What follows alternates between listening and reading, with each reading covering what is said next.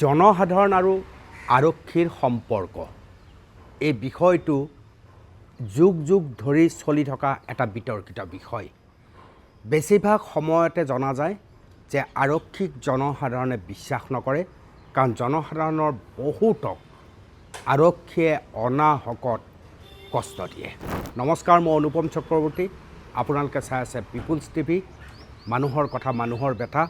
আৰু আজি voice of editor in চিফত আমি আৰক্ষী আৰু জনসাধাৰণৰ সম্পৰ্কৰ প্ৰশ্নত কিছু কথা আপোনালোকক ক'বলৈ ওলাইছোঁ। এই বিষয়টো কিয় আহিছে, এই বিষয়টো যিটো কাৰণত আহিছে সেই কাৰণটো প্ৰথমতে আপোনালোকৰ সন্মুখত মই দেখুৱাই ল'ব খুজিছোঁ। এগৰাকী খাটি খোৱা লোকে যি ধৰণে আৰক্ষীয়ে লোৱা ধনৰ সম্পৰ্কত নিজৰ আৱেগ ভৰা বক্তব্য দিছে, মই ভাবোঁ সমাজখনক বা বিশেষকৈ আৰক্ষী বিভাগক জোকাৰি যোৱা এটা বক্তব্য। শুনক। ৭,০০০ টকা ভৰি কেনে এইমাত্ৰ থানাৰ পৰা গাড়ীখন উঠাই লৈ গৈছো। কৃষকৰ পৰা মাইকী মানুহ এজন লৈ গৈছো, বাটাৰ মুখত মাইকী মানুহজন নুমাই দিছো। মাইকী মানুহজনে বেগৰ পৰা পইচা ওলোৱাওঁতে কিমান টাইম লাগে, সেইখিনি টাইম মই গাড়ীখন তাতে ৰাখি থৈছিলো বাটাৰ সন্মুখত। ৩টা বজাত পুলিচে আহি গাড়ীখন মোৰ থানাত লৈ গ'ল। আৰু মই যিটো পইচা এইমাত্ৰ দি থৈ আহিছো ৭,০০০ টকা, সেইটো মোৰ কপালৰ ঘাম মাটিত পেলাই ইনকাম কৰা পইচা। আৰু মই আশা কৰো সেই পইচাটো আপুনি ভাল জেগাতে খৰচ কৰক আৰু আপোনাৰ ভাল হওক। সেই পইচাটো লৈ কেনে আপোনাৰ যাতে বিপদ নহওক, মই সেইটোৱে বিচাৰো। আৰু এটা কথা মনত ৰাখিব, আপোনাক ভয় নকৰো। যিটো ধমকি দিছে, যিটো গালি দিছে, মাৰিম, সেইবিলাকক মই ভয় নকৰো, কিন্তু আপোনাৰ পোচাকযোৰক ভয় কৰো। এইটো কাৰণে ভয় কৰিছো আপোনাৰ পোচাকযোৰক, কাৰণ আপুনি পোচাকযোৰ পিন্ধি থকা সময়ত আপুনি মোক জেলতো ভৰাই থৈ দিব পাৰিব। তাৰপিছত মোৰ ফেমিলি কি হ'ব? মই গাড়ীখন চলাই ভাত খাই আছো, গাড়ীখন চলাই মই ইনকাম কৰি আছো, পইচা ছেভিঙো কৰিছো, কিন্তু সেই ছেভিঙৰ পৰা আজি আপোনাক মই দান কৰিলো। আপোনাৰ ভাল হওক, আপোনাৰ ল'ৰা ছোৱালীক আৰু শিক্ষা দিয়ক। আৰু এটা কথা, আপুনি চৰকাৰী চাকৰি কৰে ন, সেইকাৰণে আপোনাৰ লাজ লাগে। আপুনি চৰকাৰী স্কুলততো ল'ৰা ছোৱালীকতো পঢ়াব নোৱাৰে, আপুনি প্ৰাইভেট স্কুলত পঢ়াব লাগিব। মাহৰ মূৰতহে দৰমহা পায়, সেইখিনি পইচা যদি আপোনাৰ নচলে নহয়, আপোনাৰ যিটো ৰেষ্টুৰেণ্টত লৈ যাব লাগিব, দামী দামী কাপোৰ পিন্ধাব লাগিব। গতিকে সেইখিনি কাপোৰ যদি আপোনাৰ নচলে নহয়, গতিকে আমাক মাৰি কেনেতো আপোনালোকে চলিব লাগিব। মাৰিবি যিমান ইচ্ছা সিমান মাৰ। আপুনি একদিন বিনা পোচাকত আহি কেনে মোৰ ওচৰত থিয় হ'ব, আপোনাতকৈ সন্মান মোৰ বেছি থাকিব। মই গৰীব হয়, গাদ্দাৰ নহয়। এই বক্তব্য ক'ৰ পৰা আহিছে, কেনেকৈ আহিছে, সেই কথা আপুনি মই বুজি পাওঁ। কাৰণ সৰু সৰু মানুহৰ লগত আৰক্ষীৰ যিটো দুৰ্বাদল কাজিয়া হৈ থাকে, সেই দৃশ্য প্ৰতিখন চহৰত, কেৱল গুৱাহাটী নহয় সকলো চহৰত আমি দেখিবলৈ সক্ষম হওঁ। মই ভাবোঁ যে আৰক্ষী সকলো লোকেই বেয়া নহয়। বহুত আৰক্ষীৰ এনে লোক আছে যিয়ে মানৱতাৰ বাবে নিজক উৎসৰ্গিত কৰে। এনে বহু আৰক্ষী লোক আছে যিয়ে দুখীয়া বা সমস্যাত পৰা বা বিপদত পৰা মানুহক বহুখিনি উদ্ধাৰ কৰে। কিন্তু এনেকুৱা বহু আৰক্ষী লোক এতিয়াও আছে যিসকলে জনসাধাৰণক সুবিধা পালেই দবাবলৈ চেষ্টা কৰে, যাৰ ফলশ্ৰুতিত আৰক্ষী আৰু জনসাধাৰণৰ ব্যৱধান ক্ৰমাৎ বাঢ়ি গৈ আছে। অসম আৰক্ষী এই বিষয়ত কিমান সজাগ সেই সম্পৰ্কে আমি সঠিক সিদ্ধান্ত দিব নোৱাৰোঁ, কাৰণ কাগজে পত্ৰই তেওঁলোকে বহুত কথা কয়, কিন্তু বাস্তৱ অৰ্থত আৰক্ষী আৰু জনসাধাৰণৰ মাজৰ ব্যৱধান কমাবলৈ বহুত বেছি কাৰ্যসূচী গ্ৰহণ কৰিছে তেনে নালাগে।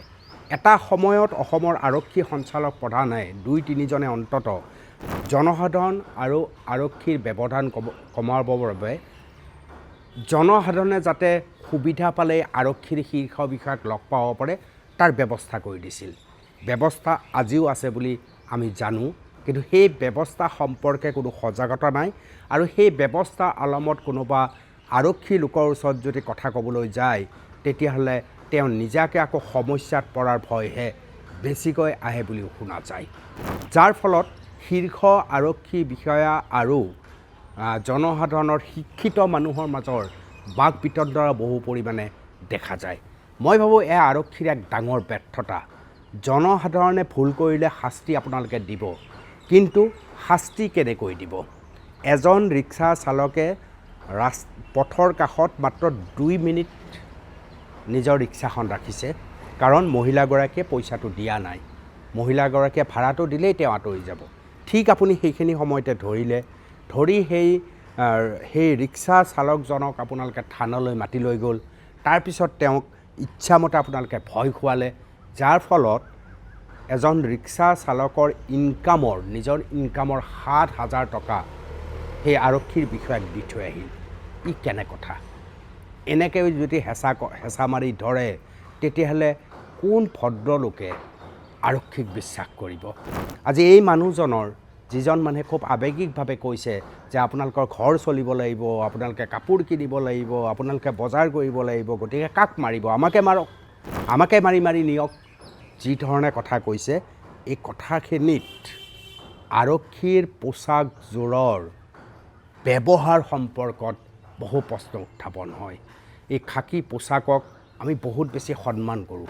এই খাকী পোচাকযোৰ যেতিয়া এজন মানুহে পৰিধান কৰিব তেতিয়া সেই মানুহজন আমাৰ সন্মুখত এক পৃথক ৰূপ লয়। কিন্তু সেই মানুহজনে সেই পোচাকযোৰ পিন্ধিয়েই দুখীয়া দৰিদ্ৰ জনতাক যদি এনেকৈ হাতে ভাতে মাৰিবলৈ চেষ্টা কৰে তেতিয়াহ'লে ক'ত ব্যৱধান কৰিব জনসাধাৰণ আৰু আৰক্ষীৰ? মই ভাবোঁ মই যিটো ভিডিঅ' ইতিমধ্যে আপোনালোকক দেখুৱাইছোঁ তেওঁৰ বিষয়ে সবিস্তাৰে কাহিনী উদ্ধাৰ কৰাৰ প্ৰয়োজন অসম আৰক্ষীৰ শীৰ্ষ পৰ্যায়ৰ অৰ্থাৎ অসম আৰক্ষীৰ যি কেন্দ্ৰীয় কাৰ্যালয় আছে তেওঁলোকে এই বিষয়টো সম্পৰ্কত এক ডাঙৰ তদন্ত কৰা উচিত আৰু সেই দিন দুখীয়া ৰিক্সা চালকজনৰ সঞ্চয়ৰ যে 7,000 টকা সেই আৰক্ষী বিষয়াগৰাকীক দি আহিছিল এই সম্পৰ্কে তদন্ত কৰি সেই ধন যদি ৰিক্সা চালকজনক উভতাই দিব পাৰে তেতিয়াহ'লে আৰক্ষীৰ অন্তত এটা পাপ খণ্ডন কৰা হ'ব। আৰু যদিহে এনেধৰণৰ ব্যৱস্থাবিলাক পিছতো নিমাত হৈ থাকে, মৌন হৈ থাকে, কেৰেপ নকৰে, আৰক্ষীয়ে কোনো ধৰণৰ গুৰুত্ব নিদিয়ে তেতিয়াহ'লে ভাল আৰক্ষীখিনিও বদনামৰ ভাগি হ'বলগীয়া হয়। মই কৈছোঁ যে আৰক্ষী বিভাগত বহুত ভাল মানুহো আছে, বহুত ভাল আৰক্ষী লোক আছে, সহায় কৰা মানুহ আছে, সাহসিকতাৰে দুৰ্গতজনক উদ্ধাৰ কৰাৰ ৰেকৰ্ড আছে। গতিকে সেই আৰক্ষী লোকসকলেও কষ্ট পায় এই কামৰ বাবে। সেয়েহে মই আৰক্ষীৰ শীৰ্ষ বিষয়াসকলক অনুৰোধ জনাইছোঁ যে এই যিটো মই ভিডিঅ' আপোনালোকৰ সন্মুখত আনিলোঁ আৰু ইয়াৰ যোগেদি আৰক্ষী আৰু জনসাধাৰণৰ যিটো বৃহৎ ব্যৱধান, সেই ব্যৱধান হ্ৰাস কৰাৰ পৰিৱৰ্তে এনেধৰণৰ দুষ্কাৰ্যৰ মাজেদি যে ব্যৱধান বাঢ়ি গৈ আছে এই সম্পৰ্কে অন্ততঃ শীৰ্ষ আৰক্ষী মহলে চিন্তা কৰা উচিত, গৃহ বিভাগৰ দায়িত্বত থকাসকলেও চিন্তা কৰা উচিত।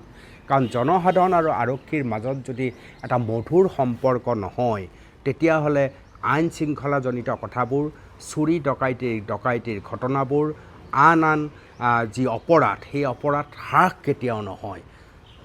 আৰক্ষীক অপৰাধ হ্ৰাস কৰাৰ ক্ষেত্ৰত জনসাধাৰণে আটাইতকৈ বেছি সহযোগ কৰিব লাগিব।